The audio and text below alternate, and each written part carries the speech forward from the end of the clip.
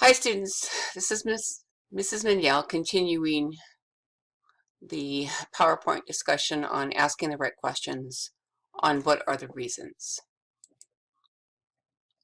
So the chapter points out this matter of what is an argument, and they define an argument with the reasons plus the conclusion equals the argument. So this is a part of your analysis skills. So when you read something or even when you write something, you need to have reasons that support what you want your reader to believe after having read your argument. And that's your conclusion. What do you want them to believe? What is the reason? A little review here, right? Remember that it's these explanations or rationales for why we should believe something. In the earlier examples that we did in part 1, we gave why would we believe that China is overtaking or becoming the world power. Well, one of the reasons is that it's building up its military. Okay, so we didn't give you any evidence to support that, but that was a rationale along with this matter of that they are putting money into their education of their students. So coming back to this article on the 5 reasons why you should buy a house.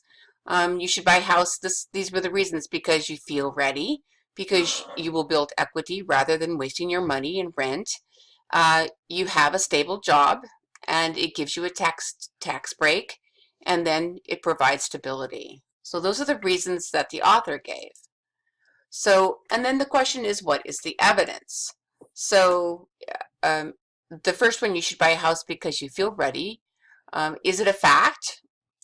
So I would say it's feelings. Okay, so feelings are fickle. Today I feel like I should have a house. Tomorrow I shouldn't feel like I should have a house. So there probably is a better way to judge whether you're ready to purchase a house than just because you feel like it on that particular day. The other one was because you will build equity. I would have liked facts about the statistics on how many people who purchase a house, depending on the housing cycle, actually do build equity. There were an awful lot of people in the 2008-2009 housing bubble, that purchased a house and wound up walking away from it. The other one is you have a stable job. I talked about whether or not you really do have a stable job. I would have liked some kind of facts on that, but there weren't any facts. Okay, so we're here. This matter of because it gives you a tax break, and it does, but I would like to know the kind of tax break that you're going to get now that the rules have changed into 2018. In this matter of stability, I would have liked something that actually did take a look at the stability of people who own homes versus the stability of people who don't, who rent. Okay, what you do is you evaluate evidence by questioning it. So the first question we've said before is you should ask why. Okay, so why does the author's conclusion make sense? Okay, and then it is not a reason if the statement doesn't answer why. So you should buy a house because you feel like you're ready to buy one. I would question that. All right, does it make sense that I should go out and purchase this big, what, $100,000, $200,000 purchase at least, because I feel like I'm ready to do it, right? So I suggest watching ZDoc MD's What is Social Media Doing to Our Daughters, in order to practice identifying the issue, what type of issue, and then to state what his conclusion is. Take a look at his reasons, and then take a look at his evidence. Okay, so, and that's what I tell you here, right? Okay, take a look at the issue, take a look at what kind of issue, determine his conclusion and his reasons and his evidence. So I'm not going to go through this particular one. I usually assign this one as a discussion question, so you have done this one as a discussion question. Here's one that you are familiar with. Or you will become very familiar with. It is Nicholas Carr's article on how smartphones hijack your mind.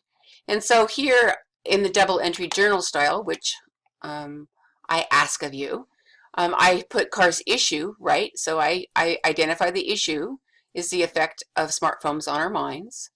It's a descriptive issue because he does wind up saying that the effect is negative. He doesn't go into the positive effects of a smartphone on the mind. His conclusion at the end, toward the end, is that we do need to distance ourselves from our phones in order to benefit our lives, or at least limit the amount of time that we're on them. And then you have to go back and you have to identify the kinds of reasons that he gives for saying that we need to distance ourselves from our phones. One reason he gives in his article, and here I'm going to pull it over here, and I'm going to show you the Wall Street Journal article. Okay, so I just pulled it up, Wall Street Journal, How Smartphones Hijack Our Minds. Okay, and then he has his article. And then the things that I have highlighted here are evidence, and I will come back to them. So let me come back to the table. That was a double entry journal. And continue to go over this. So one reason he gives for his conclusion is the effect of smartphones on our memory. Okay, so not to make you dizzy, but I'm going to come back to the article. So we come back to the article. And you would say, how does he evidence that smartphones affect our memory negatively? In his first source here, Adrian Ward, a cognitive psychologist and marketing professor at University of Texas at Austin, has been studying the way smartphones and the internet affect our thoughts and judgments for decades. So here's one. So you're going to take a look at what he says.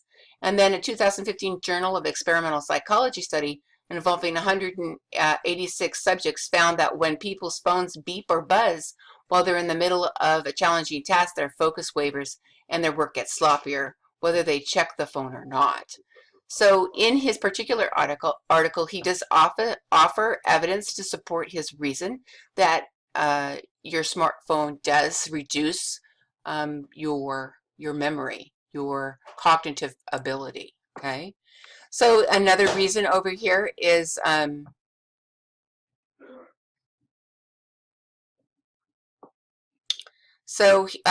reason he gives for his conclusion is that the effect of smartphones on our test grades. So how does he evidence it? So I'll give you a minute. You should pull up the article either if I've given it to you online, or you can get it on the internet and take a look. I'll give you a hint. It comes up right after the 2015 Journal of Experiential Psychology study about how it affects people's grades. So you go ahead and pause that. And then when you come back, I'm going to show you over here that you scroll down and this is what he said. So Dr. Ward suspected that our attachment to our phones has grown so intense that mere presence might diminish our intelligence. So 2 years ago, he and his colleagues did this study, and what they found was in a testing situation, just the positioning of the phone affected how well students did on their test. So if you haven't read the article yet, go ahead and read it. So otherwise, I'm hoping that this is just kind of a refresher of your memory. So I come back here. So then your question would be, how good is Adrian Ward? How good is the study that he did? How good is the study that Duke, Ganese, and Boss did with the students, the 520 undergraduate students taking the test? So would you give it a thumbs up or a thumbs down? And this is a type of evaluation that you need to do. The more you do it, the faster you're going to get, and it won't be as labor intensive, but this does take some time to be able to analyze and to pull apart articles, looking at their conclusion, their reasoning, and their evidence. Okay, so this is a matter of panning for gold. This is, you're no longer the sponge while you're in college. You're not soaking up everything that someone gives you. You're actually looking for the real nuggets of real gold, not the fool's gold, not the sand, not the dirt, and certainly not the water. So this is the matter of you're evaluating the plausibility of the author's conclusion right? And it depends on how good the reasonings are, right? And then how good the evidence that actually supports those reasonings.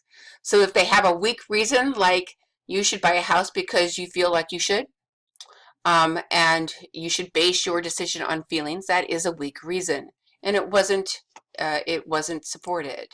So I would not find that particular reason very credible. I would probably take a look at the tax benefit, but in that particular article on why I should buy a house, but it didn't adjust for this upcoming tax change. So I would have liked to have heard the effect on taking interest off your house as of 2018. Right? Strong reasons create strong reasoning. So in the Nicholas Carr, he had studies to support what he's actually saying all the way through. He mentioned the names of scientists. He mentions a number of articles that were published. Carr's article is obviously evidence stronger than the 5 reasons why you should buy a house. So I hope that helps understanding the chapter on what are the reasons from Browne and Keeley's Asking the Right Questions.